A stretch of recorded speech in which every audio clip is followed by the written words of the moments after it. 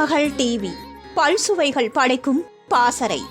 தென்னிந்திய James bond என்று ரசிகர்களால் அழைக்கப்படுபவர் நடிகர் ஜெய்சங்கர். இவர் பல திரைப்படங்களில் டிடெக்டிவ் மற்றும் போலீஸ் கேரக்டரில் நடித்ததால் அவருக்கு இந்த பெயர் வந்தது. 70களில் எம்ஜிஆர், சிவாஜி போன்றவர்கள் திரையுலகில் பிரபலமாக இருந்தாலும் நடிகர் ஜெய்சங்கர் தன்னுடைய நடிப்பால் தனக்கென ஒரு ரசிகர் கூட்டத்தை வைத்திருந்தார்.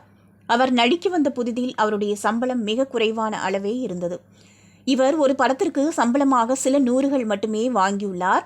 அதிலும் நல்லதுக்கு காலமில்லை என்ற திரைப்படத்தில் நடிகர் ஜெய்சங்கரின் சம்பளம் வெறும் 5 ரூபாய் மட்டுமே. அந்த திரைப்படத்தில் அவருக்கு ஜோடியாக நடித்த நடிகை ஸ்ரீபிரியாவின் சம்பளம் 3 ரூபாய்.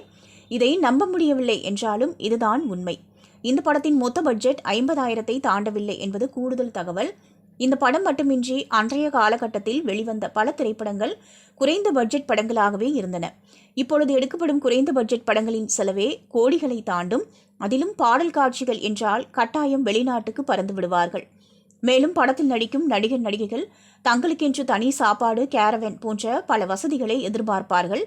ஆனால் அந்த காலத்து நடிகர்கள் அனைவரும் மிக சாதாரணமாக இருந்தனர். படப்பிடிப்பு முழுவதும் உள்நாட்டிலேயே எடுக்கப்பட்டிருக்கும். அதனாலேயே குறைந்த செலவில் எடுக்கப்பட்டிருந்தாலும் பல திரைப்படங்கள் அதிக வசூலை அள்ளியுள்ளது. திருமகள் டிவியை லைக் செய்து உங்கள் நண்பர்களுக்கும் ஷேர் செய்வதுடன் சப்ஸ்கிரைப் செய்து ஆதரவு தாருங்கள்.